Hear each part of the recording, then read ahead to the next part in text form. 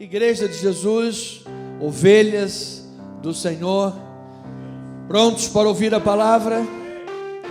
Quem quer ouvir a palavra aí, diga amém do seu lugar.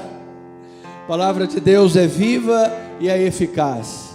A palavra é libertadora, ela cura, ela sara, ela regenera, ela dá vida.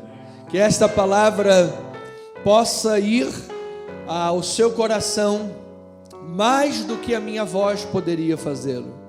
Que o Espírito Santo dê olhos iluminados para que você possa compreender o que está no texto sagrado, o que está no texto sagrado, o que está na palavra.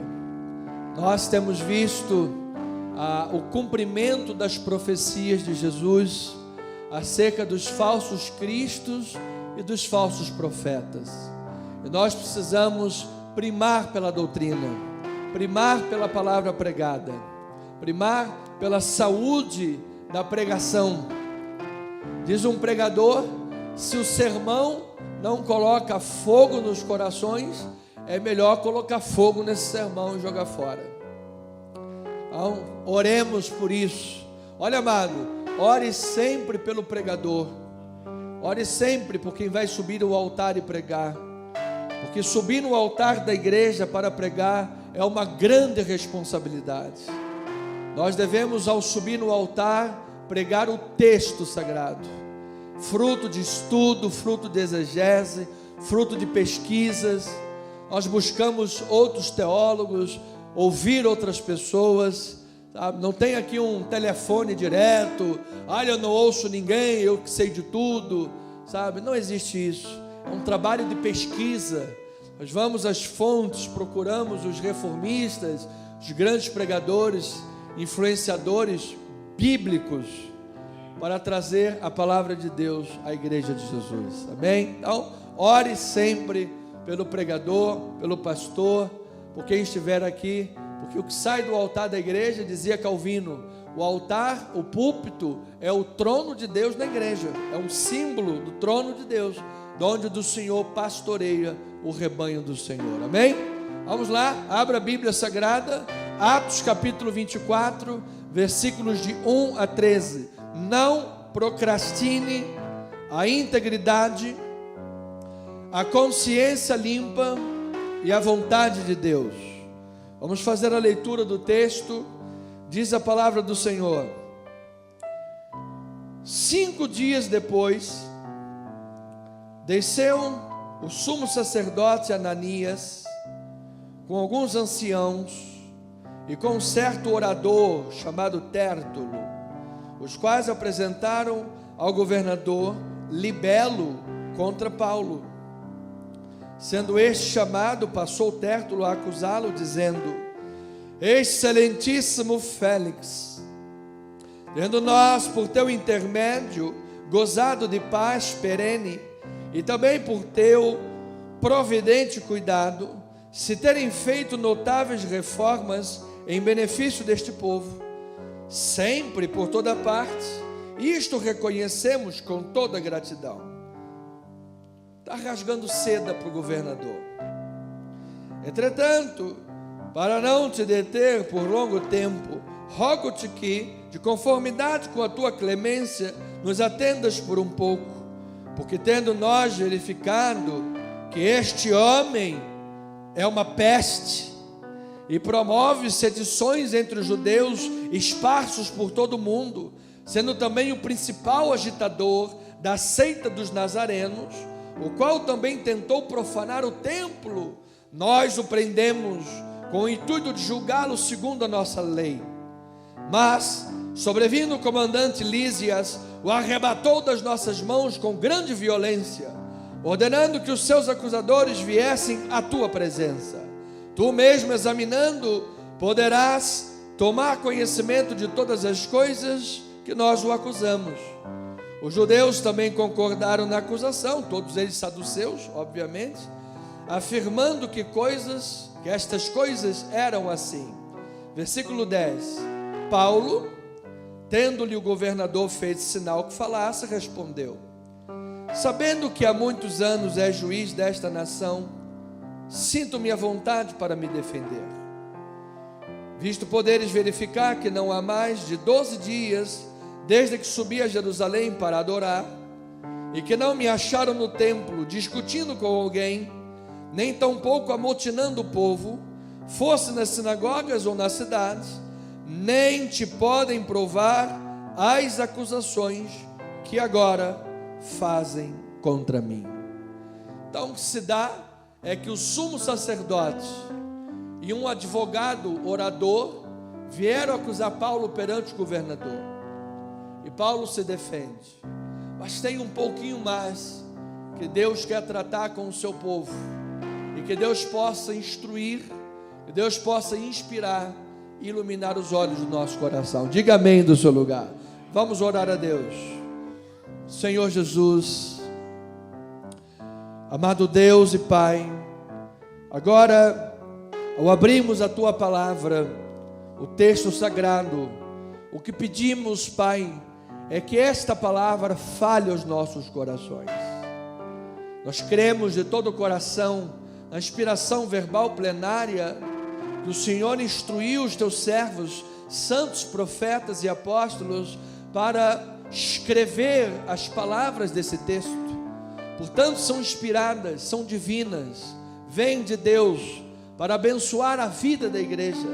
Queremos então, ó Pai, extrair o que o amado irmão Lucas estava registrando acerca de Paulo, acerca deste momento de julgamento, e queremos trazer esta palavra porque ela é viva e eficaz para a vida do Teu povo.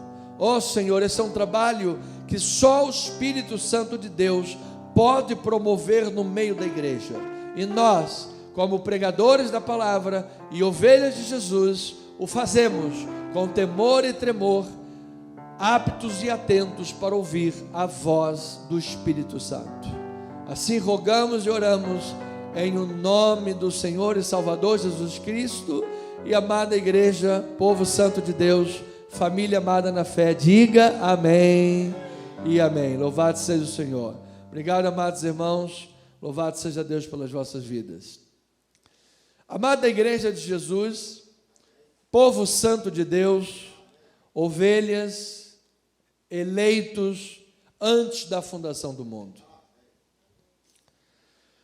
Capítulo 24 do livro de Atos dos Apóstolos. Estamos num contexto de concretizações de planos de Deus. Dizem alguns teólogos que poderíamos mudar o nome de Atos dos Apóstolos para Atos do Espírito Santo, porque em todo o livro nós vemos o Espírito Santo de Deus dirigir as diversas situações, às vezes com o erro dos homens, e ele, como um desenhista perfeito, ele pega lá um fio errado de um desenho e consegue fazer uma figura melhor. E aqui não é diferente. Temos visto o Espírito Santo de Deus trabalhar em meio aos altos e baixos. São lutas, são adversidades, são perseguições, são Elimas, Simões, pessoas tentando perverter o Evangelho, e de todas as formas o Espírito de Deus inspirando e agindo para que o Evangelho siga o seu curso e o objetivo da pregação da palavra seja concretizado. Agora é importante e digno de nota que mesmo em situações muito difíceis e até mesmo risco de morte, Deus tem em Paulo um missionário fiel ao chamado. Deus tinha nesse homem um missionário fiel. Diga graças a Deus por isso. Deus tem em você um missionário fiel, alguém pronto para colocar o pescoço na guilhotina, porque os amigos de Paulo, de Tiro, de Cesareia, de todos, não, Paulo, tua vida vai estar em risco. Olha, você se lembra porque há uma intertextualidade na palavra, e aqui ele se comunica com Pedro. Quando Jesus estava anunciando a sua morte, é necessário que o Filho do Homem seja entregue aos seus tosqueadores, seja morto e ao terceiro dia ressuscite. Então Pedro começou a reprovar o Senhor Jesus. Não, Senhor, isso não vai te acontecer, pelo amor de Deus, como é que o Senhor fala uma coisa dessa? O Senhor é crente, está dizendo que vai morrer, não pode. E aí Jesus vira para Pedro e diz o quê? Arreda, Satanás, porque ele estava cogitando as coisas da carne e não das coisas de Deus, ainda que bem intencionado. Mas havia a necessidade, e aqui há uma intertextualidade, porque Paulo está passando por isso. Então, quando os homens se colocaram diante de Paulo, tentaram impedir, Jesus se colocou ao lado de Paulo e diz para ele: meu filho, coragem, porque do mesmo modo que você sofreu em Jerusalém, você vai sofrer em Roma também, mas eu vou estar com você. Diga glória a Deus por isso, amado. Normalmente a estratégia missionária dos anos 80 e que ainda perdura em alguns lugares é: venha e pare de sofrer. Pausa, vamos explicar direitinho. Aquele que tem Cristo Jesus tem alegria e paz que excede todo entendimento. Eu recebo esta palavra, mas o sofrimento continua. Só vai parar o sofrimento, amado, quando dos olhos ele enxugar todas as lágrimas. Uma pessoa depois no meio da igreja tem aí 17 milhões de cristãos desviados. Por quê? Porque ensinaram a palavra errada para eles. O pastor disse que não ia haver mais sofrimento, mas parece que me converti, parece que a coisa até ficou mais arrochada. Parece até que o problema ficou pior. E não é assim? Aí a gente diz, olha, quando um apartamento está em reforma, primeiro tem que quebrar para depois ficar bonito. E assim acontece, não é assim? Então, amado, pode vir os problemas, se prepara, virão, mas você é mais do que vencedor em Cristo Jesus. Olha, amado, no meio desses problemas, Deus vai formar os músculos, formar o caráter, formar a motivação, formar a alegria, até o ponto, amado, que em nome de Jesus ninguém mais vai roubar a tua alegria, amado. Olha, eu não queria ter uma fé que diz assim, olha, para eu ter fé tem que estar tudo bem a vida toda. Mas que fé fraca. Você só tem fé se tiver tudo bem a vida toda? Não tem, nem graça tem. Aconteceu um problema, a fé se quebrou. Amado, a nossa fé é poderosa em Cristo Jesus, amado. Se você olhar a galeria que fala da fé, a galeria da fé, amado, os homens foram cerrados no meio, jogados no fogo, entregues aos leões, e nenhum deles renunciou da fé. Por quê? Porque eles eram movidos por um poder superior à morte, amado. A fé é poderosa em Cristo Jesus, e que seja esta fé que rege a nossa vida. Então, o Senhor Jesus se coloca ao lado de Paulo, ele nutre a fé daquele homem dizendo, eu estou com você, amado. Então, quando as circunstâncias são adversas, quando as circunstâncias são problemáticas, ouça, Deus continua no controle de todas as coisas. O querer de Deus vai ser realizado na tua vida, amado. Nada vai fugir do controle de Deus. Melhor, nunca fugiu do controle de Deus nada. Deus sempre esteve no controle de tudo. Diga aí, eu creio. Receba esta palavra. Declara aí teu irmão, Deus está no controle da tua vida, amado. Não apenas como um jargão, mas com fé nisto aí. Ele está conosco. O que levava? Eu gosto de citar essas passagens do Saltério, porque elas são poesia, são melodia, são cantadas. Uma vez dizia, ainda que eu ande pelo vale da sombra e da morte, eu não temerei. Por que eu não temerei? Porque eu sou mais do que eu sou mais eu, porque eu sou forte. Não, porque Deus está comigo, amado. Deus está comigo. Diga aí, Deus está comigo. 2 Timóteo capítulo 4, versículo 16. Cadê a irmã Cássia, amado? Aonde? Está tudo bem com ela? Ah, sim. Estou sentindo falta das amadas. Ah, entendi. ela não pode ficar sem comer, senão ela passa mal, é verdade. Vamos lá. 2 Timóteo, capítulo 4. Tudo bem? Deus seja louvado. Então, vamos à mensagem. 2 Timóteo, capítulo 4, versículo 16. Diz o apóstolo Paulo, olha aí. Na minha primeira defesa, ninguém foi a meu favor. Antes, todos me abandonaram. Que isto não lhes seja posto em conta. Mas o Senhor me assistiu. O Senhor me revestiu de forças, para que por meu intermédio a pregação fosse, o quê? Plenamente cumprida. Olha aí, amado, olha a mão de Deus guiando todas as coisas, olha o plano de Deus guiando a vida de Paulo. Diz que Deus o livrou, Deus o assistiu de força, para que, finalidade, por seu intermédio a pregação fosse cumprida, e todos os gentios ouvissem. E ele diz, fui libertado da boca do leão. Eu recebo essa palavra, vamos louvar a Deus.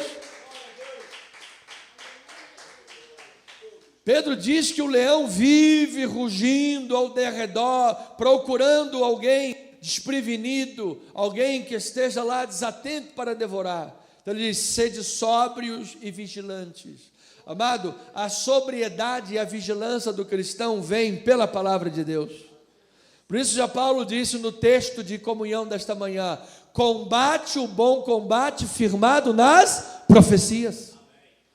Amado, se você está combatendo o bom combate firmado nas profecias, eu declaro biblicamente em nome de Jesus, você já venceu, amado. Você já venceu essa batalha. Você já venceu. Por quê? Porque a palavra tem que se cumprir. Olha, era consolador para Paulo o seguinte. Jesus falou, Paulo, é necessário que você vá a Roma pregar. Então, amado, enquanto o cara não chegar em Roma, ele não vai morrer. Não vai morrer, ele é imortal até chegar a Roma. Amado, se Deus tem um plano com a minha vida e a tua vida, eu recebo esta palavra. Enquanto o plano não se cumprir, amado, você não vai morrer, amado.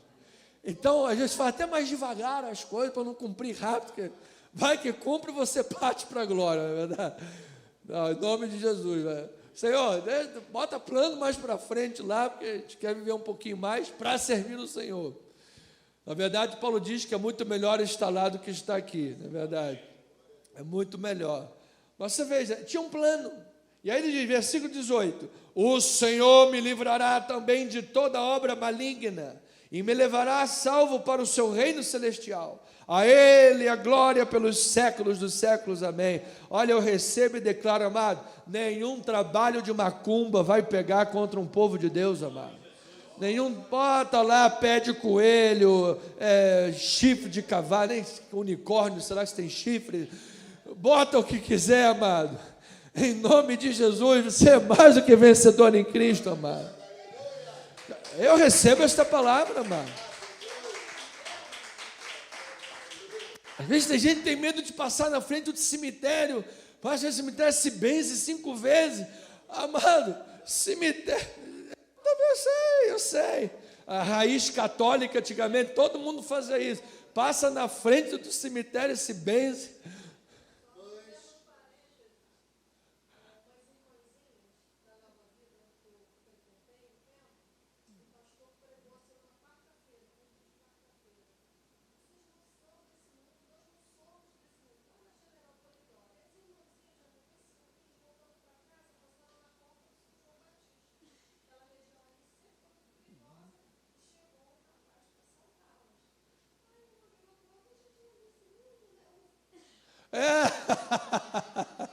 Está vendo aí, amado? Palavra profética desse pastor. Estratégia de livramento. Tiver na porta do cemitério, vier alguém assaltar, nós não somos desse mundo. Gostei dessa, amado. Gostei dessa. Essa foi boa. Não, certa pastora uma vez estava voltando lá do culto da que chovia de Campinho, E a gente voltava, passava pela rua, na beira do morro todo, na Mário Ferreira, aquela rua da feira, que tem até o Automóvel Clube. Rapaz, o cara pulou para assaltar a casa, e de repente ele pula de volta para fora, cheio de medo. O que foi? Ih, tem um cara lá dentro pegando fogo. Amado, ele viu, foi um anjo poderoso de Deus naquele lugar, para a glória do Senhor Jesus. Então, amado, isso, é claro que isso não é estratégia, Deus faz essas coisas quando Ele quer, mas eu creio no livramento de Deus, amado. Aonde o povo de Deus está andando, Deus está colocando anjos a teu favor. Por isso, amado, sair de casa, ora a Deus. Ora a Deus, amado. Chega em casa, Senhor, obrigado, cheguei. Entrou num lugar, ônibus, qualquer coisa que seja, ora a Deus. Coloca teu dia nas mãos do Senhor, amado. Paulo está dizendo, Deus tinha um plano com a minha vida, Ele me livrou e vai continuar a me livrar de toda obra maligna. Sim que nós temos que crer.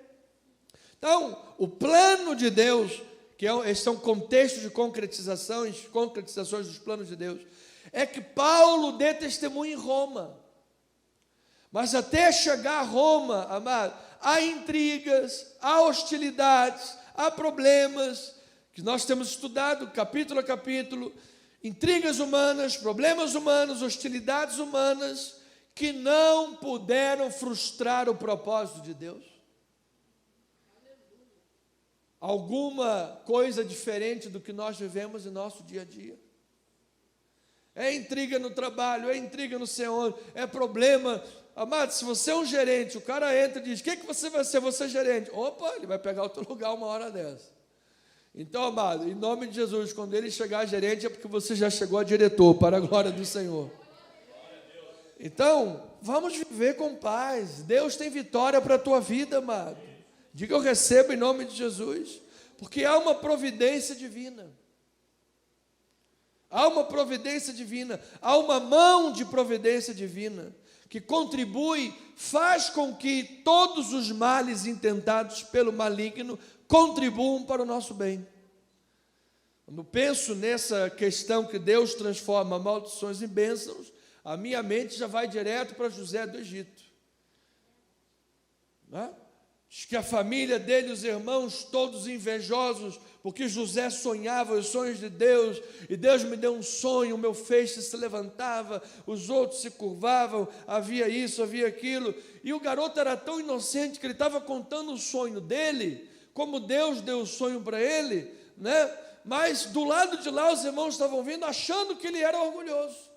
Que história é essa que o feixe dele levanta, os outros feixes se curvam, o sol e a lua? Ele está dizendo que papai, mamãe e os nossos irmãos vamos nos curvar perante ele, como se ele fosse o soberbo, mas não, era um sonho de Deus, era algo que Deus estava fazendo. Esse garoto foi vendido, dado como morto, foi caluniado depois da mulher de Potifar, que ele queria, que não sei o que, quanto mais, amado, no final de tudo, Deus transformou as maldições em bênção. Amado, que Deus haja na tua vida de forma soberana e tremenda, e tudo que você vê hoje como nuvem escura, problema de um lado, vozes contrárias, aflições, intrigas e hostilidades, amado, que de uma forma sobre-humana, uma forma sobrenatural, Deus opere um grande milagre na tua vida por meio da fé. Agora saiba, nenhum servo de Deus está imune das conspirações do diabo, nenhum. A Bíblia diz que Jesus estava lá na ceia, quinta-feira antes da sexta-feira da paixão, com os seus 12 amigos, 12 discípulos. Um dentre eles, diz a palavra, entrou nele o diabo. É claro que em Cristo Jesus, uma vez que você confessou a Cristo Jesus, o Espírito Santo habita na tua vida. Eu recebo esta palavra. E onde habita o Espírito Santo, Satanás não pode entrar. A tua casa não está vazia. Como dizia nosso irmão Lázaro, se o capeta bater na porta, quem vai abrir é o Senhor Jesus Cristo. Então, ele não vai entrar, ele não pode dominar, ele não pode ser possuído pelo diabo. Mas às vezes ele influencia, com dados inflamados nos pensamentos.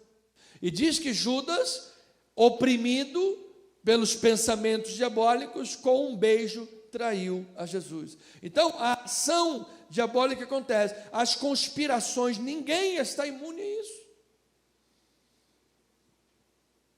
Mas eu quero dizer a você que o plano de Deus é superior, o plano de Deus é providencial. Então, Paulo foi levado a Cesareia em segurança, amado. Se ele iria ser levado lá por um grupinho de romanos soldados, colocaram 470 soldados fazendo a escolta dele, porque disseram, vamos proteger esse homem, ele é romano. Amado, Deus vai colocar anjos a teu respeito também para lhe guardar, para que a obra seja feita, para que os planos dele sejam cumpridos. Então, em Atos 23, 16 até o 24, Atos capítulo 23, 16 a 24, estamos entendendo aqui que o contexto é de concretizações de planos. Deus tem planos, o inimigo tem estratégias para tentar atrapalhar os planos de Deus. Se você ouvir as 3 mensagens anteriores a essa, nós vamos responder o seguinte: pastor, que sentido faz nisso? Sou crente, tanto problema, qual é o sentido que faz nisso tudo? Faz sentido, claro, Deus tem um propósito com a tua vida, e se é plano de Deus, tudo vai cooperar para o teu bem. Agora, 23, 16, diz a palavra do Senhor: mas o filho da irmã de Paulo, tendo ouvido a trama, entrou na fortaleza de tudo e avisou a Paulo. Amado, em primeiro lugar, note que trama é um negócio fechado. Ninguém faz trama em público. Alguém faz trama em público?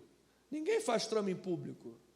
As tramas são todas as escuras, mas diz que as escuras nas tramas, Deus colocou um garoto lá para ouvir a trama deles. Extremamente improvável que isso acontecesse. Mas eu recebo e eu declaro que Deus usa os improváveis nessa terra. Os improváveis e as situações improváveis. E aí ele diz, então, este, chamando um dos centuriões, disse, Paulo, né? Leve esse rapaz ao comandante, porque tem alguma coisa a comunicar-lhe. Tomando, pois, levou o comandante, dizendo, o preso Paulo, chamando-me, pediu-me que trouxesse à tua presença esse rapaz, pois ele tem algo para te dizer. Tomou pela mão o comandante, pondo à parte, perguntou, o que é que você quer falar? Respondeu ele, os judeus decidiram rogar-te pela amanhã, apresente Paulo ao sinédrio, como se houvesse de inquirir mais acuradamente a seu respeito. Tu, pois, não te deixes persuadir, porque mais de 40 entre eles estão pactuados entre si, sob anátema, de não comer nem beber, enquanto não matarem, e agora estão prontos esperando a tua promessa. Então o comandante despediu o rapaz, recomendando-lhe que a ninguém dissesse ter-lhe trazido essas informações. Chamando os 2 centuriões, ordenou, tende de prontidão desde a hora 3ª da noite, 200 soldados, 70 de cavalaria e 200 lanceiros para ir até Cesareia, 470 soldados. Preparai também os animais para fazer Paulo montar e ir com segurança ao governador Félix. Aleluia! Amado, se Paulo ia andando e com um gato pingado de gente, agora ele vai montadinho no cavalinho e cheio de segurança particular, amado. Esta é a obra que Deus opera na vida do seu povo. Então, quando os homens tramam e pensam que estão no controle, entra o mais de Deus. O mais de Deus. Amado, quando o mais de Deus entra, Deus usa os pequenos, Deus usa os fracos, Deus usa os improváveis, Deus usa os que não são, Deus usa e faz uma grande obra nessa terra, amado. Sempre foi assim. Por isso Jesus nasceu lá numa vilinha, lá onde ninguém dava nada. Eu tive a oportunidade de, em Nazaré, ver uma cidade, uma vila como era a vila onde Jesus nasceu, talvez 500 habitantes no máximo. Eu vou lhe dizer uma coisa, amada ovelhinha, Deus faz dos pequenos grandes nessa terra, porque Ele é o Deus que gosta de fazer o milagre acontecer. Então você já está colocando a tua vida nas mãos de Deus nesta manhã. A tua vida já está nas mãos de Deus, amada ovelha. Então tenha segurança de uma coisa: Deus está no controle de tudo.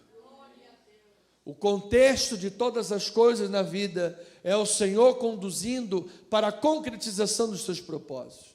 No meio disso tudo, acontece às vezes lá uma espécie de novela mexicana, a dramatização fica grande, né? Como disseram os pregadores, o dorama, não assista o dorama. Aí eu gostei que o nosso amado pastor Nicodemos explicou que dorama vem de uma palavra que significa drama, não tem nada demais, muito melhor do que as novelas da Globo, por exemplo, não é verdade? Então, às vezes, vem um dorama no meio do caminho, uns dramas que se levantam, mas no meio de todo o dorama, amado, tem a mão de Deus que está te guiando para a glória do seu nome. Então, o justo pode sofrer.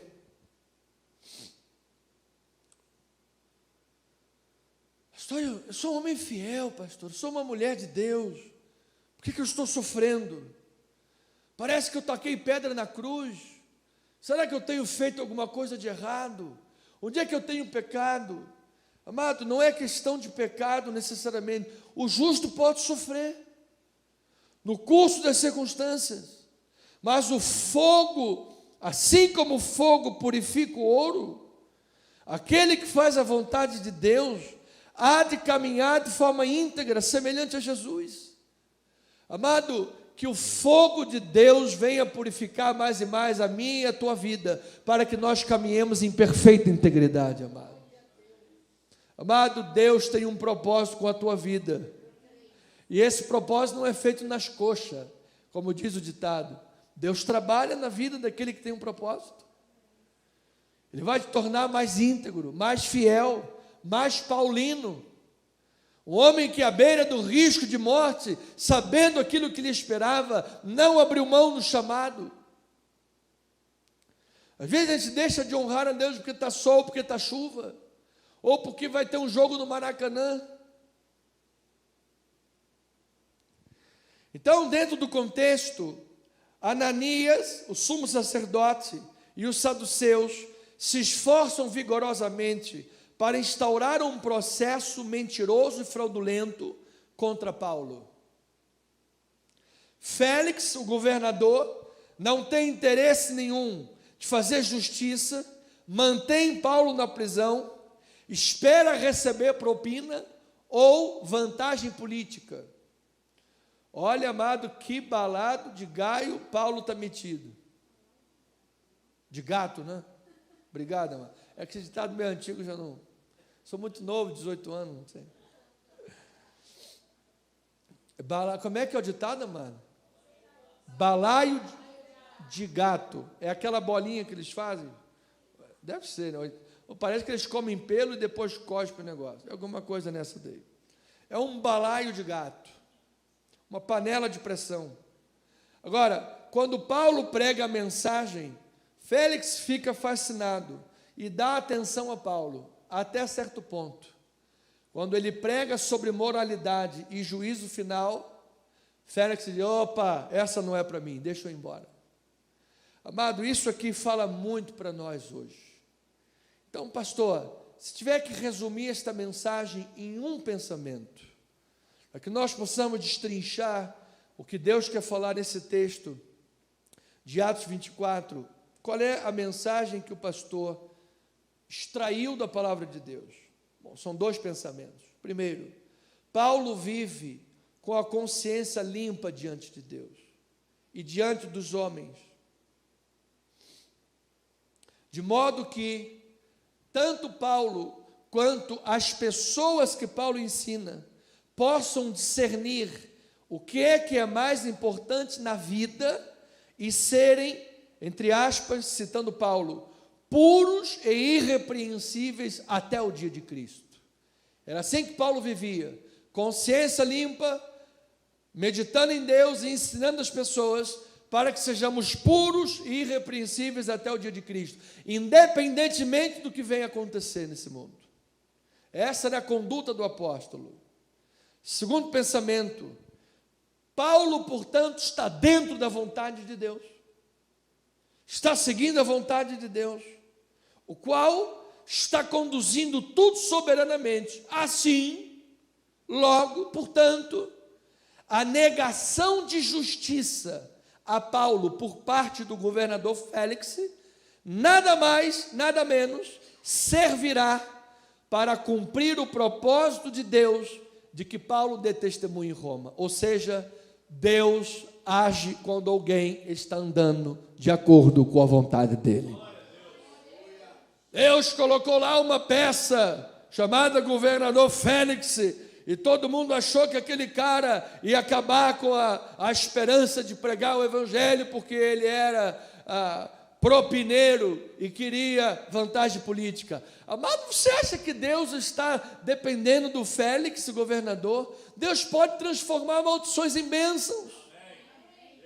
Você acha que lá aquele problema que está o juiz que vai assinar, ai meu Deus, o juiz é cabeça de ovo podre, ele só faz besteira. Amado, Deus é maior do que o cabeça de ovo podre, amado. Ou será que Deus está limitado a qualquer ser humano nesta terra? Quem é o Deus que você está servindo, amado? Ele é o Todo-Poderoso. Diga, Ele é o Todo-Poderoso. Ele é soberano, Ele é maior. Por isso que a gente cantou agora na igreja: grande é o Senhor, queremos o teu nome engrandecer. Amado, engrandeça somente o nome de Jesus, amado. Aquele que começou a boa obra, mesmo com o Félix no meio do caminho, com Ananias, com Tértulo orador, com a turma toda dos saduceus querendo acabar com a vida do missionário. Se Deus vê na tua vida um missionário fiel, pronto para entregar a vida por amor a Ele, Deus está no controle de todas as coisas. Já deu certo, amado. Então, número 1, Paulo vive com a consciência limpa diante de Deus e dos homens, de modo que ele e as pessoas a que ele ensina possam discernir o que é mais importante na vida e serem puros e irrepreensíveis até o dia de Cristo. Atos 24, 14 a 16, diz Paulo está na sua defesa e ele diz assim: porém, confesso-te que segundo o caminho está falando da igreja, do cristianismo, foi a forma como fomos identificados primeiro, o caminho, há que chamam seita, assim eu sirvo ao Deus de nossos pais, acreditando em todas as coisas que estejam de acordo com a lei e nos escritos dos profetas, tendo esperança em Deus, como também estes a têm. Está falando dos fariseus, que eram conservadores e tinham esperança em Deus, mas em quê? E de que haverá ressurreição, tanto de justos como de injustos. Por isso também me esforço por ter sempre consciência pura diante de Deus e diante dos homens. Então, amado, Paulo, o apóstolo, missionário, é um seguidor do caminho. O que isso quer dizer? Quer dizer que ele não é um judeu apóstata. Ele não é aquilo que aqueles homens estão dizendo. Chamaram o cristianismo de seita. A seita, naquele contexto, não é a mesma palavra que nós temos hoje. Seita, algo do diabo. Não, seita era uma facção à parte do judaísmo. Era uma facção que pensava alguma coisa estranha. E Paulo está dizendo: vocês estão chamando de seita, mas nós somos o caminho. Ou seja, nós não somos uma seita a parte do judaísmo ou dos filhos de Deus. Nós somos o povo de Deus nessa terra. Nós estamos fazendo a vontade de Deus nessa terra. E como estes, e aí aqui há um ponto comum entre o fariseu judeu e o cristianismo, e como estes, nós também cremos na ressurreição dos mortos, dos justos e dos injustos. Glória a Deus. Então ele não faz parte de um movimento subversivo. É isso que ele está dizendo para Félix. Eu não sou como cristão. As autoridades ouçam, nós não fazemos parte de um povo subversivo ou clandestino. Nós cremos nos escritos sagrados, nós cremos na palavra profética. E olha, amado, creiam os nossos governadores ou não, a palavra de Deus é profética e vai se cumprir sobre esta nação. Creiam o mundo ou não, Deus vai fazer toda a sua vontade. Agora note que a ressurreição é uma questão fundamental da controvérsia. Essa era a esperança de Israel, a esperança da ressurreição dos justos e injustos. E isso deixa implícito uma coisa, amado: haverá um juízo final, onde os perversos serão julgados. Cristo examinará a moralidade e a disposição do coração. Haverá a ressurreição, justos e injustos. Daniel diz, uns para a salvação e outros para a perdição. Esta mensagem espantou o governador. Você vai ver depois. Opa, que era um homem cruel, era um homem que não seguia o caminho da justiça. E ele ficou assustadinho, mas não abandonou o pecado. Então eu vou lhe dizer uma coisa, amado: nós, como crentes em Jesus, devemos andar em integridade perante a palavra de Deus, com a consciência limpa. Porque no dia da ressurreição, os justos serão ressuscitados para serem recebidos em glória diante de Deus. Diga: eu recebo esta palavra em nome de Jesus. Então Paulo é um homem que anda com esta consciência limpa. Ele não é um agitador, ele não é uma ameaça para a sociedade, ele é um homem generoso. Todo cristão é uma pessoa piedosa. Todo cristão é uma pessoa generosa. Todo cristão não é um agitador desse mundo, um baderneiro. O povo cristão é um povo ordeiro, é um povo que age com ordem e decência. Por isso, amado, a nossa bandeira é ordem e é progresso. Dizia lá a psolista que não sabia nem qual era a bandeira do Brasil, o que diz. Não é verdade? Nem sei o que ela falou lá. Mas eu vou lhe dizer uma coisa, amado: conserva o que tens na tua mão, amado. Deus dotou a tua vida de dons, Deus dotou a tua vida de talentos, Deus dotou a tua vida da palavra, Deus encheu o teu corpo com o Espírito Santo de Deus. Nós podemos dizer: eu tenho a mente de Cristo, louvado seja o Senhor. Eu e você podemos dizer: meu coração foi circuncidado pela palavra de Deus. Podemos dizer: logo já não sou eu quem vive, mas Cristo vive em mim. E esse viver que tenho na carne, vivo como? Pela fé em Cristo Jesus. Amado, isto é simplesmente maravilhoso.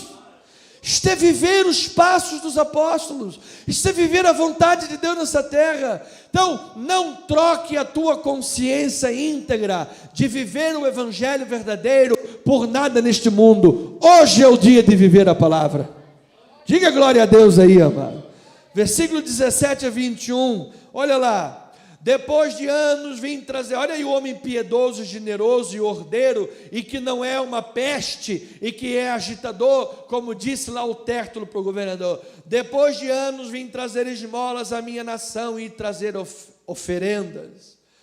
E foi nesta prática que alguns judeus da Ásia me encontraram já purificado no templo.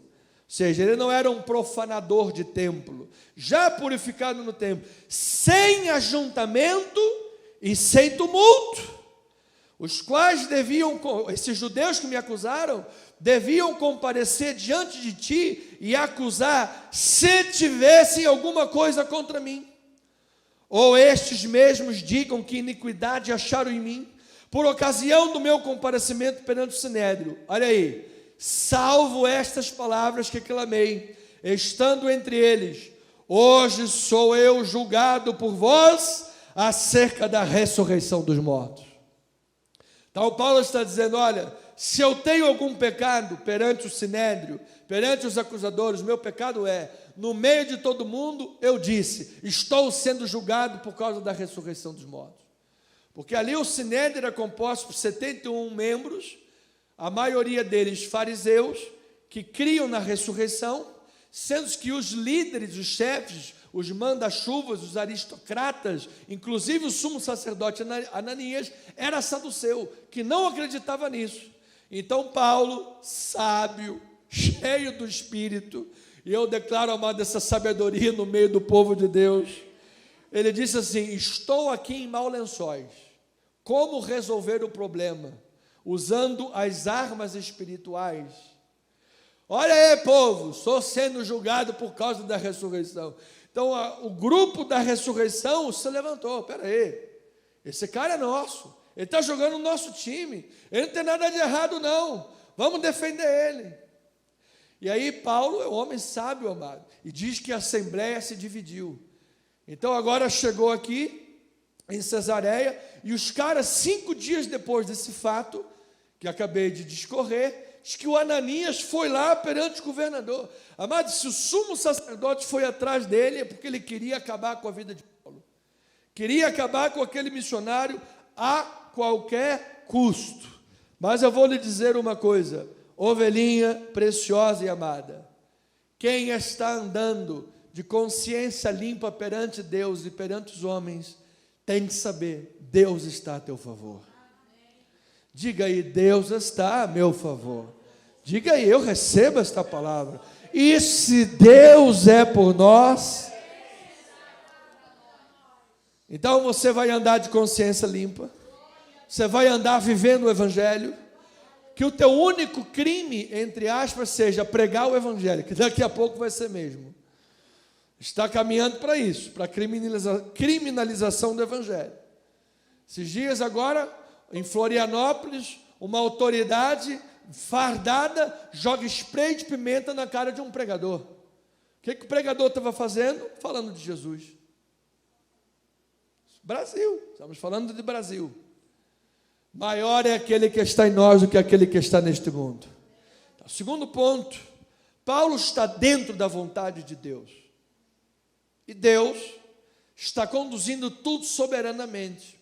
Assim, quando Félix nega a Paulo a justiça que lhe devia, porque ficou mostrado que esse homem não tem crime nenhum. O único crime é dizer, eu sou da ressurreição, eu creio na ressurreição. Isso não tem importância para Félix. Isso é coisa doutrinária. Então o que ele tinha que fazer? Bom, vai lá, vai embora. Problema da lei, vai resolver lá no meio do sinédrio. Não é comigo. Só que quando Félix nega a Paulo a justiça que lhe é devida, Deus é poderoso para conduzir todas as coisas e cumprir o seu propósito de levar Paulo a Roma, que é onde nós vamos chegar até o fim desse livro. Então, amado, se hoje você não está vendo, Deus costuma agir assim. Você não precisa ver a escada toda até o final, amado.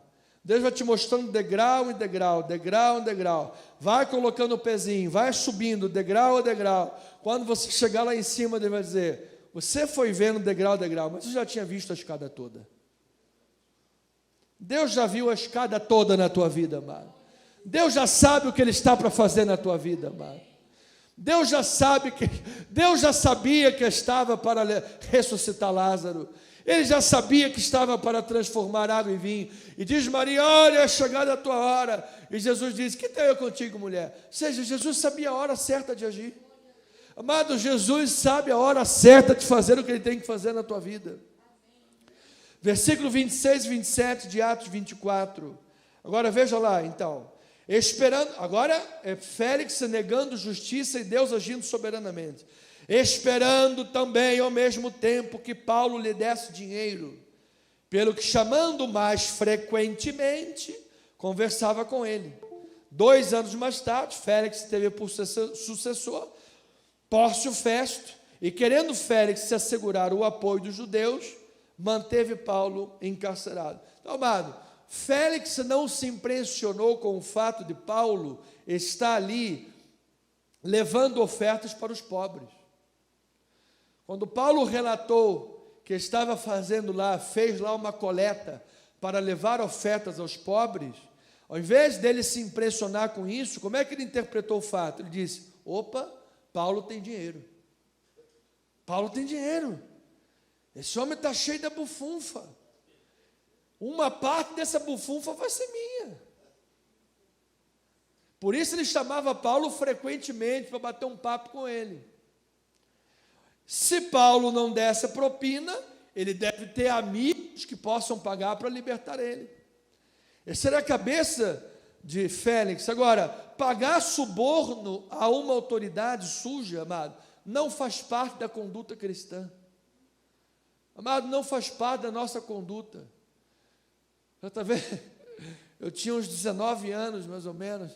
Eu estava lá na Vida Automóvel Clube, fui parado numa blitz, meu farol estava queimado, sei lá o que estava errado no carro, não lembro. Aí fui parado na blitz, aí o cara chegou lá, olha, o teu carro está assim, assado. É verdade. Olha, está errado, vai ter que levar teu carro, é verdade. E aí, isso aqui, pode fazer o quê e tal. Botei a mão no ombro dele, Senhor Jesus, amado Pai, Deus tenha misericórdia nessa hora. Amado, quando eu acabei de orar, o cara, ele estava espantado assim, vai embora. Opa, obrigado aí, Deus seja louvado. Amado, que Deus te dê sabedoria nos momentos de aperto, amado. Deus te livre dos problemas, às vezes que você mesmo se coloca, não é verdade? Que andar com carro, ande com o carro certo, senão você vai perder o carro. Agora, nós não devemos pagar suborno, amado. O missionário de Deus manteve-se dentro da vontade de Deus. E por fim chegar a Roma. Agora, vamos pensar aqui. Honestidade é uma questão de certo e errado, amado. Honestidade não é uma questão de política. Às vezes um político que não tem lá muita integridade, ele usa-se dos fatos para quê? Opa, onde é que eu devo ganhar vantagem aqui? Como é que eu vou trocar isso aqui como moeda de troca? Amado, honestidade não é uma questão de política. Honestidade não é uma questão de ter o poder governamental para saber o que você vai fazer. Honestidade é questão de certo e errado. Se Deus te coloca em posições de autoridade, seja honesto, seja íntegro, seja justo, porque o Deus celestial está vendo a nossa postura. Então, as circunstâncias nunca formam o caráter, apenas revela o caráter que você tem. Tudo na vida é um teste para o caráter, diz Blanchard, teólogo. Então, amado, Paulo está preso injustamente, caluniado impiedosamente, a sua integridade de caráter está sendo provada, e ali o seu testemunho bradou o evangelho de Cristo. Homem fiel, perseguido, pregador que não se dobrou. Deus seja louvado e que Deus levante muitos Paulos no nosso meio. Então, o plano de Deus foi cumprido, por certo. Paulo levou a palavra para onde tinha que levar. Chegamos à conclusão e temos alguns minutos para aplicar essa palavra. Diante de Deus e diante dos homens, ouça, não há espaço para a procrastinação. Qual é o tema de hoje? Irmão Liado, se for projetar, vai mexer aí? Vê se você consegue projetar. Projeta lá. Veja o tema de hoje. Não procrastine. A integridade, a consciência limpa e a vontade de Deus. Diga não à procrastinação. Mário, Deus te chamou para fazer a vontade dEle. Deus te chamou para andar em integridade. Deus te chamou para andar com a consciência limpa. Deus te chamou para fazer a vontade dEle. Você vai deixar isso para amanhã? Diga não. É hoje. Não procrastine. A integridade, a consciência limpa e a vontade de Deus. Então, quem é que procrastinou nessa história, pastor? Porque até agora o pastor mostrou um Paulo fiel. Um Paulo que estava pronto a dar o seu pescoço. Um Paulo que não pagou propina. Quem é o procrastinador da história? Félix. Félix é o procrastinador. Félix o procrastinou, primeiro, quanto à libertação de Paulo. Versículo 22. Atos capítulo 24, versículo 22. Então Félix, conhecendo mais acuradamente, olha lá, conhecendo mais acuradamente as coisas com respeito ao caminho, o que é que ele fez? Adiou a causa, dizendo, ele adiou a causa, dizendo, quando descer o comandante Lísias, tomarei inteiro conhecimento de vosso caso. Amado, mentira. Lísias já tinha mandado a carta para ele. Essa foi a mensagem de semana passada, capítulo 23. Lísias já tinha mandado a carta para ele, informado tudo o que ele tinha que saber. Ele já tinha tido diversas conversas com Paulo. Ele já sabia mais do que o suficiente sobre o caminho. Já tinha recebido todas as informações, já sabia da inocência de Paulo, mas mesmo assim ele adia o cumprimento da justiça e mantém Paulo sob custódia. Às vezes as pessoas ficam esperando um sinal de Deus para fazer a obra do Senhor, para pregar o Evangelho. Amado, não temos que esperar sinal de Deus para fazer a obra do Senhor. O Evangelho tem que ser pregado hoje. Não procrastine a prática da justiça. Versículo 23, diz a palavra do Senhor: e mandou o centurião que conservasse Paulo detido, tratando com indulgência e não impedindo os seus próprios serviços. Tá bom, tratou-lhe com indulgência, com mais brandura. Paulo era um cidadão romano, mas o manteve preso. Adiou a prática da justiça. Félix se adiou quanto à sua salvação pessoal. Versículo 24 e 25. Passado alguns dias, vindo Félix com Drusila, sua mulher, que era judia, mandou chamar Paulo e passou a ouvi-lo a respeito da fé em Cristo Jesus, dissertando ele acerca da justiça, do domínio próprio e do juízo vindouro. Ficou Félix amedrontado e disse: por agora podes retirar-te, e quando eu tiver vagar, chamar-te-ei. Amado, esse Paulo é um cara de Deus. Ele é o cara. Se tivesse o Roberto Carlos aqui, ia cantar: esse cara sou eu, é o apóstolo Paulo. Amado, ele estava perante o governador, perante aquele que tinha o poder de libertar a ele, ou não. Enquanto veio Tértulo lá julgar, rasga a seda: olha, Félix, você é o melhor homem dessa terra. Paulo está perante o cara que pode libertar a ele. O que Paulo faz? Juízo, justiça e domínio próprio. E ele pega pesado na mensagem. Amado, tínhamos que fazer um cursinho, alguns pregadores do nosso país tinham que fazer um cursinho com Paulo, porque as mensagens estão muito mudadas. Muda-se muito a mensagem estilo coachiana, mensagem estilo massageadora de ego. Mas que a massagem é uma casa de massagem, uma casa de spa. Faz a massagenzinha, vai, negocinho, aguinha quente. Amado, evangelho é confronto. A mensagem está tão deturbada que as pessoas que pensam que oração é meditação, a pessoa fica e pensa que está orando. Amado, oração não é oração é batalha, amado. Às vezes você entra para orar, você fica até transpira por causa da batalha. É claro que no meio de tudo vem uma paz tremenda, Deus guardando teu coração. Mas é uma jornada de transformação. Leia o livro de Abacuque para você entender o que é oração.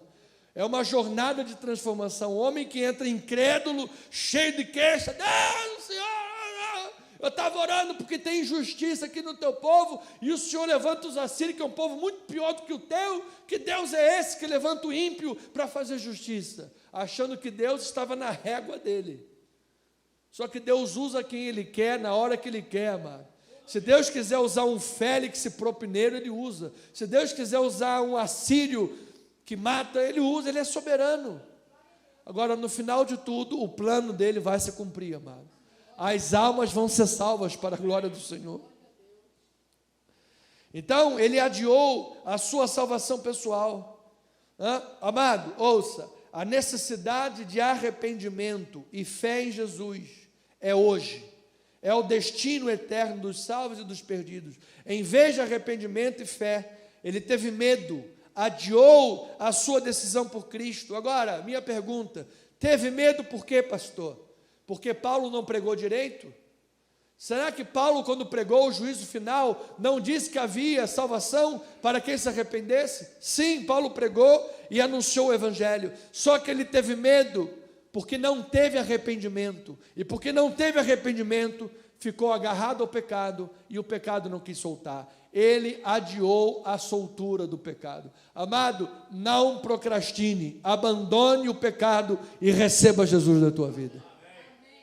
Diga aí um amém por isso. E eu termino com 26, 27, diz assim a palavra, é a terceira procrastinação de Félix, é a procrastinação quanto aos interesses escusos, os quais deveria de ter abandonado, esperando também ao mesmo tempo que Paulo lhe desse dinheiro, pelo que chamando mais frequentemente, conversava com ele. Versículo 27, 2 anos mais tarde, Félix teve por sucessor Pórcio Festo, e querendo Félix assegurar o apoio dos judeus, o que fez? Manteve Paulo sob custódia, manteve Paulo preso. Então, amado, este homem propineiro, injusto, negou a prática da justiça, adiou também a decisão pela salvação, procrastinou. Até quando, pastor? Até o dia que ele morreu e foi para o inferno. É o caminho da procrastinação. Então, amado, ao contrário disso, Paulo foi preso injustamente, acusado por mentirosos, denúncias falsas sem provas, chantageado por autoridade política, mas se manteve íntegro, se manteve fiel a Deus. E no fim da sua carreira, pastor, como é que foi? Recebeu a coroa da justiça do reto juiz. Combati o bom combate. Completei a carreira. Guardei a fé. Agora, o reto juiz, não o Félix governador, o reto juiz me entregará a coroa da justiça. Amado, ele tem uma coroa da justiça para entregar a você. Então, todo cristão é chamado para ser fiel, íntegro e manter-se dentro da vontade de Deus. Assim, será testemunha de Jesus, e não como um sumo sacerdote Ananias, um Tértulo caluniador, mentiroso, com falsas acusações espúrias e intrigas mentirosas.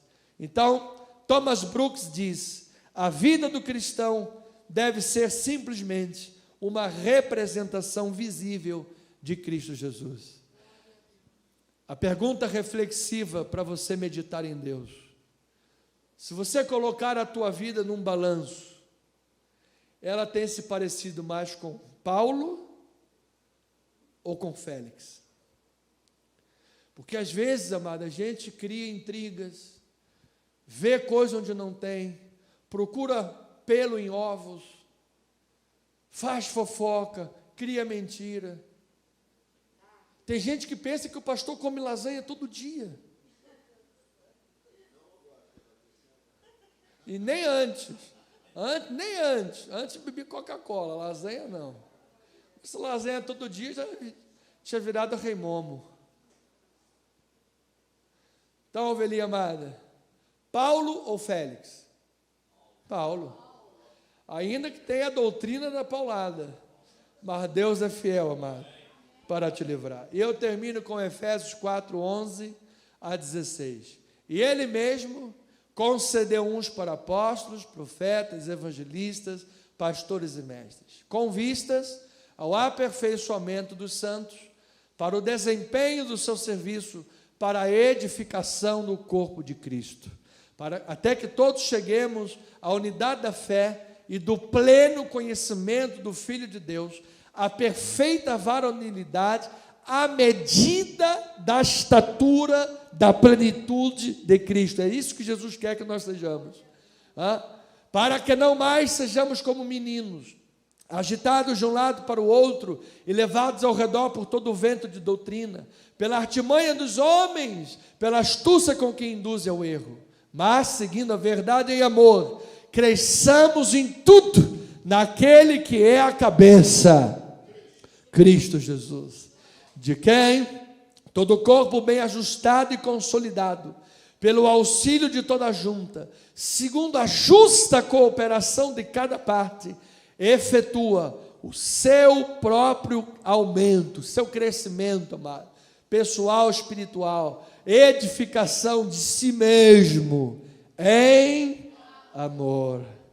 Amado, não procrastine a integridade, a consciência limpa e nem a vontade de Deus.